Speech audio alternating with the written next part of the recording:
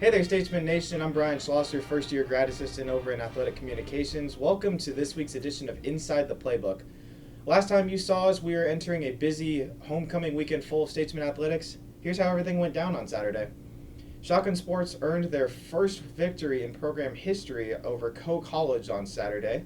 Brian Baca finished as the overall leading scorer for the competition, hitting 237 of his 250 total shots, and Christopher Berkshire Lewis finished second behind him, hitting 235 out of his 250. Women's soccer dropped their matchup against Baker 4-0, but men's soccer took down the number 10 ranked Wildcats 2-1 off of goals from Sagar Batari and Kennedy DeVisca. Football earned the win 23-9 over Missouri Valley off of rushing touchdowns from Chauncey Andrews, Luke Masters, and Adrian Aviles. Women's volleyball returned to action against Peru State and swept the visiting Bobcats in 3 sets with scores of 25-10, 25-11, and 25-17 off the strength of 10 kills each from Peyton Foster and Kiana Childers. On Monday, both golf teams were in action at the Hart Preview, where the women's team took the first spot out of 10 teams and the men's placed fourth. For the women's team, Alexis Guimaraes and Bailey Frayne finished as the top scorers for the Statesmen, both shooting 80s for both rounds of play, finishing with total scores of 160, and Spencer Tucker finished as the highest scorer for the men's team, shooting a 75 and 74 for a total score of 149. On Wednesday, there was another soccer doubleheader against the Park Pirates, where the men's and women's teams finished with identical 3-1 wins. The women's team saw goals from Taylor Whithauer, Iris Navarro, and Brittany Severson, while the men's teams were led by goals from William Thayer, Kennedy DeVisca, and Nick Serrano. About to join me today is head cross-country coach Coach Gosewisch, where we'll be discussing the season, how it has unfolded, and he'll be bringing on one of his athletes. Statesman Nation, you are inside the playbook. And joining me today is head cross-country coach Coach Gosewisch, along with Axel Vasquez and Xena Coho. Guys, thank you all for joining me today. Of course, it's our pleasure. Coach, I'm going to start with you really quick. So, you've had quite a few meets in the books. How do you feel about the season so far? You know, we've been really fortunate. It's been a pretty normal season for us in terms of meets. I think we're only about one shy from a typical season for us. So little differences here and there, but for the most part, it's been good so far. We got 3 under the belt and 3 to go. Yeah, you mentioned some of those differences. Obviously, there's a little bit more restrictions compared to what you're probably used to. So does that give your meets a bit of a different feel when you guys are there? A little bit. You know, the whole only home teams are allowed to have spectators and everybody else is not allowed in. So it's a little bit more low-key at meets, I think, a little more low-key feel. And then, you know, having to do everything in masks, except for running and warming up, which is nice. Always good to not run in masks. It'd be tough to run in masks. It absolutely would be. I can barely run without them. Right. But, you know, that's a slight change, and it's not the worst thing in the world. Okay. So this upcoming weekend, you have the Mount Mercy Seminole Valley Stampede, which in our preseason video you had highlighted as one of your important meets of the year. So you've had 2 weeks since your last meet. How have you guys been preparing for it? Yeah, I mean, we've gotten a lot of good work in those 2 weeks. These guys will attest to that. Mm-hmm. Some really good race-paced workouts, as well as some of the classic tempos we do. So I think we're set up well for it. Mm-hmm. It should be, you know, about 30 teams are entered this weekend. That's a lot of athletes. There's 12 of our 14 conference schools make an appearance. Wow. So yeah, and there's a few nationally ranked teams thrown in there too. So 30 teams. What's been your biggest meet to this point so far? Roughly like 9-ish, 9 to 11, okay, somewhere so in that just range. a little bit bigger than what you guys have seen so far this year. A little bit, but that's going to be okay. And you know, we're about halfway through the season. You guys have 2 more meets until conference finals. Mm-hmm. So have you been changing up your practices a little bit just to get ready for the big one? Yeah, I mean, as we kind of go through the season, we kind of start shifting away from more of the longer tempo-oriented things, and you know, especially now that it's October and leading into championship races in November, we're definitely focusing on some of the quicker side of things. You know, race pace, faster than race pace work. So I think we're gearing up and ready to go. And we're getting, as I mentioned, we're getting closer to the end of the season. So how is this year's off-season recruiting class looking?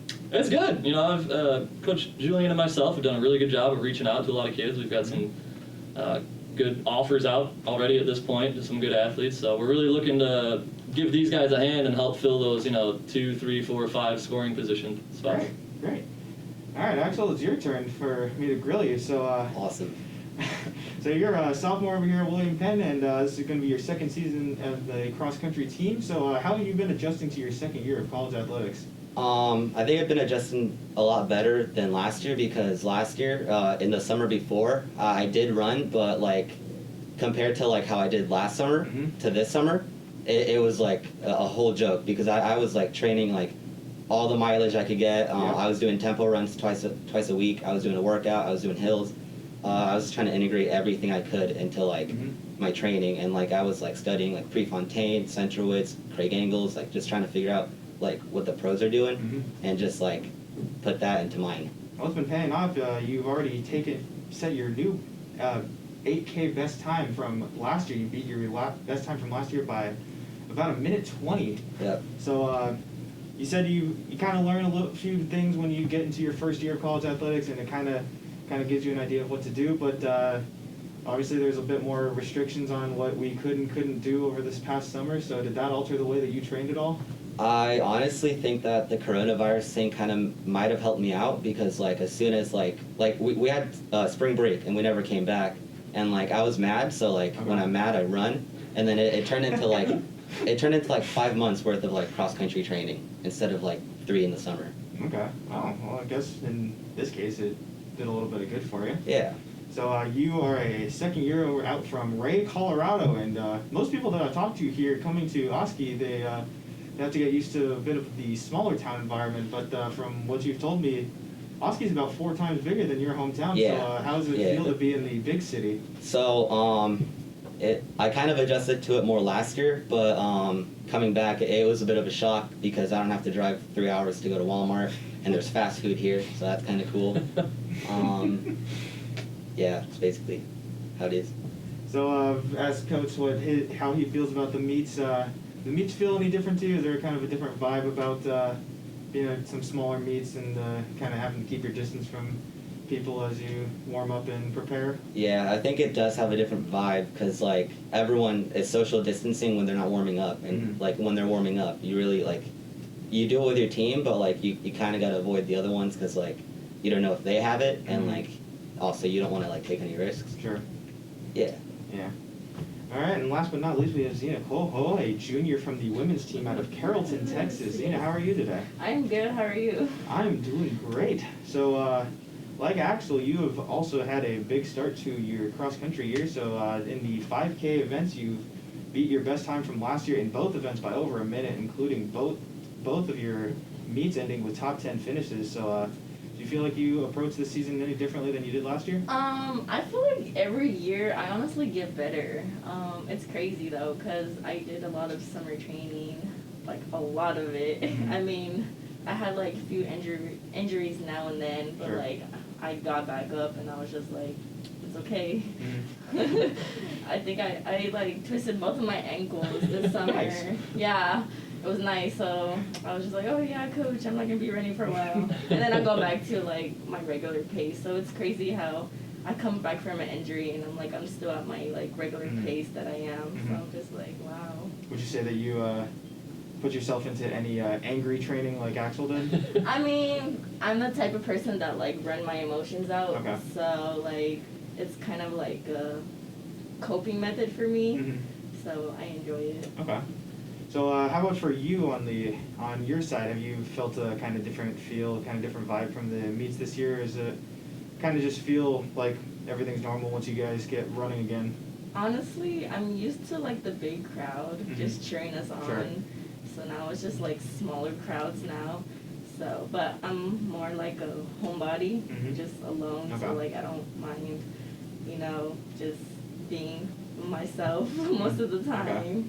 So Axel comes here and he gets a kind of a bigger city feel from here. So how does it feel to come over here from Carrollton, Texas? What is that like compared to Oski? I mean, Texas is really hot. This summer was extremely hot. Like you could my runs was either early in the morning or like at night, basically.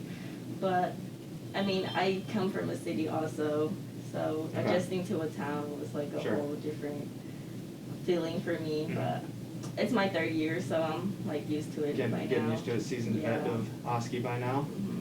So Axel, I'll take it back to you for a second. As we mentioned before, you guys have 2 more meets until Hart Conference Championships. How have you been approaching the big conference event for November?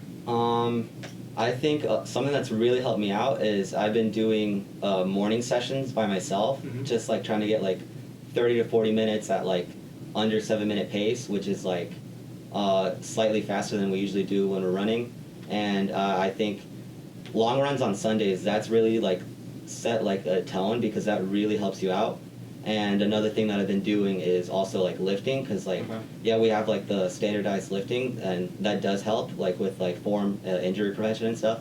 But I do see a lot of value in like strengthening your body.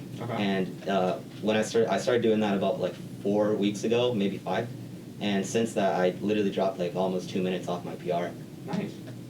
Xena, how about you? How have you been approaching the conference championships in a little over a month? Honestly, well, I mostly run with Kamik, so she's more like my bunny to me. Okay. So she pushes me a lot. So with her, I feel like I can like PR with her. So with her and her intense training, she's been really helping me out. So. Cool. Well, guys, I'm really excited to see how you guys do in the Seminole Stampede tomorrow, and looking forward to watching you guys in Heart Championships too. Statesman Nation, thank you for watching. This has been Inside the Playbook. We'll catch you next time.